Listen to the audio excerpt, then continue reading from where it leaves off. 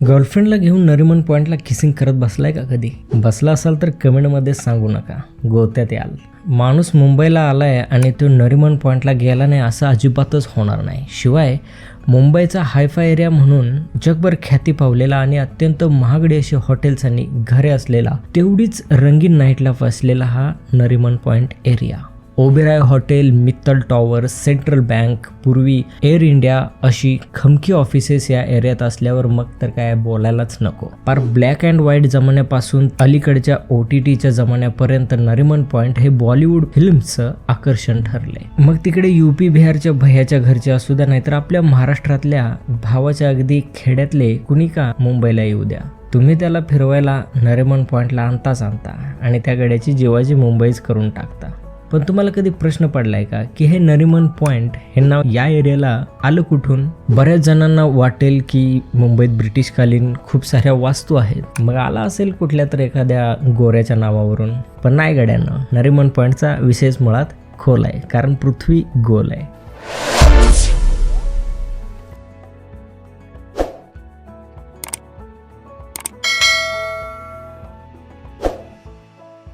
ही गोष्ट आहे 16व्या शतकातली, जेव्हा मुंबई पोर्तुगीजांच्या अधिपत्याखाली होती. तुम्हाला तर माहीतच असेल की तेव्हा मुंबई आत्ताच्यासारखी बिलकुलच नव्हती. भरपूर सारी बेटे मिळून हे मुंबई शहर वसलं गेलं होतं. आसपास बक्कळ पाणी, शिवाय विखुरलेली छोटी छोटी बेटे. अशा अवस्थेत मुंबई शहराचा विस्तार कसा करायचा? विस्तार करायला जमीन कुठे होती? अशा वेळी मग एक कन्सेप्ट वापरला गेला, लँड रिक्लेमेशनचा.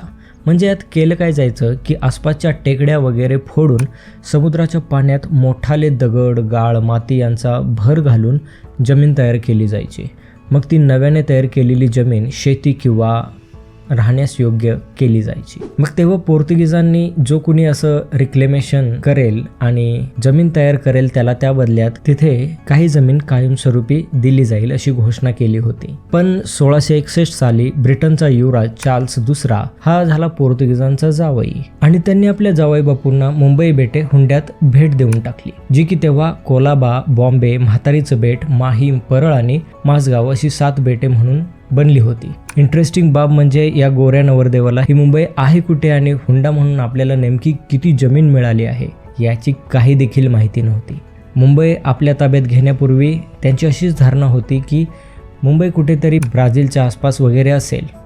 पण जेव्हा 1665 साली त्यांनी मुंबईचा खरा ताबा घेतला तेव्हा मात्र त्यांना इथे साधी 18 चौरस मैल देखील जागा नसल्याची जाणीव झाली आणि त्यात भर म्हणून सगळी बेटे विखुरली असून त्यांच्यात एकसंधता नाही, हेही तेव्हा त्यांच्या लक्षात आलं. युवराज, वहिनीकडच्यांनी गंडवली की हो, असंच तेव्हा ब्रिटिश लोक युवराजला म्हणाले असतील. नंतर मुंबई बेटे ईस्ट इंडिया कंपनीकडे वर्षाला अवघ्या 10 पाऊंड एवढ्या रकमेवर सोपवण्यात आली. तेव्हा धूर्त ईस्ट इंडिया कंपनीला त्यात एक संधी दिसली आणि ती म्हणजे पश्चिमी तटावर त्यांचा नाविक तळ उभारणे. शिवाय जागा जेवढी जास्त तेवढा नफा जास्त, हे त्यांचं सूत्र देखील होतं. पण त्यासाठी त्यांना समुद्रात विखुरलेल्या बेटांना एक संध जोडणे आवश्यक होतं. मग तेव्हा जाऊन रिक्लेमेशन करण्याच्या दृष्टीने त्यांच्या हालचाली सुरू झाल्या. तसे युरोपात त्यावेळी लँड रिक्लेमेशन हा कॉन्सेप्ट जोरदार सुरू होता, कारण शतकाच्या सुरुवातीलाच त्यांनी हॉलंडमध्ये लँड रिक्लेमेशन केलं होतं. मधल्या शतकभरात मग काही शेकडो एकर लँड रिक्लेमेशन केल्यावर सन 1864 साली तब्बल 1500 एकरचे मलबार हिल्स ते कोलाबा दरम्यानचं लँड रिक्लेमेशन प्लॅन केलं गेलं होतं. पण जी कंपनी ते करत होती ती मध्येच दिवाळखोरीत गेल्यामुळे ते अर्धवटच अवस्थेत सोडलं गेलं. आता तुम्ही म्हणाल की मी यात नरिमन पॉईंट कधी गायब केलं?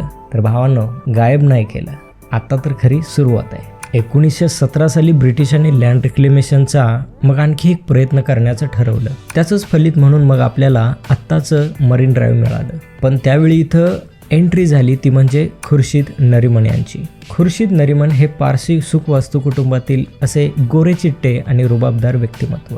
त्यात पारसी आणि मुंबई यांचं एक असं घट्ट नातं आहे. त्याला हा खुर्शीद डिकरा कसा काय अपवाद ठरेल? भाऊ मुंबईत येताच क्षणी तो तिच्या प्रेमात पडला. पेशाने वकील असलेला नरिमन यांना त्यावेळी ब्रिटिश सरकारने लँड रिक्लेमेशनच्या नावाने घातलेला घाट स्पष्ट समजला. त्यात त्यांना खूप साऱ्या त्रुटी आणि भ्रष्टाचार आढळला आणि मग त्यांनी तसे सनसनाटे आरोप ब्रिटिश सरकारवर लावले. एकतर ब्रिटिश सरकारने जमीन खोदण्यासाठी लावलेले लँड रेजर ही कमी उत्खनन क्षमतेची होती आणि ती भलतीच संत गतीने काम करत होती.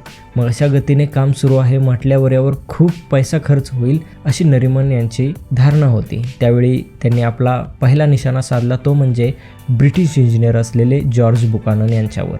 नंतर प्रशासनाने ही आमची चूक होती म्हणून नरिमन यांची माफी मागितली, तीही रीतसर. पण त्यावरच ते थांबले नाहीत. त्यांनी त्यांच्यावर मानहानीचा दावा ठोकला आणि त्यात ते विजयी देखील झाले. एवढ्या साऱ्या राड्याने त्यांना एक मग वलय मिळवून दिलंच, शिवाय राजकीय कारकीर्द देखील सेट झाली आणि याचंच फलित म्हणून की काय 1935 साली ते मुंबईचे महापौर देखील झाले.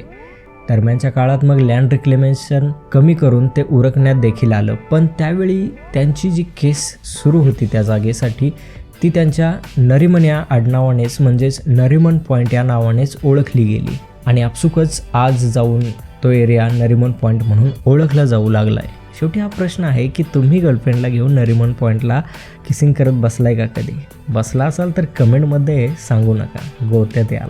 बाकी व्हिडिओ कसा वाटला हे मात्र कमेंट करून नक्की कळवा. व्हिडिओ आवडला असल्यास तो आपल्या मित्रपरिवाराला शेअर करायला अजिबात विसरू नका आणि असेच नवनवीन व्हिडिओ पाहण्यासाठी सबस्क्राईब करा विषय खोल पृथ्वी गोल.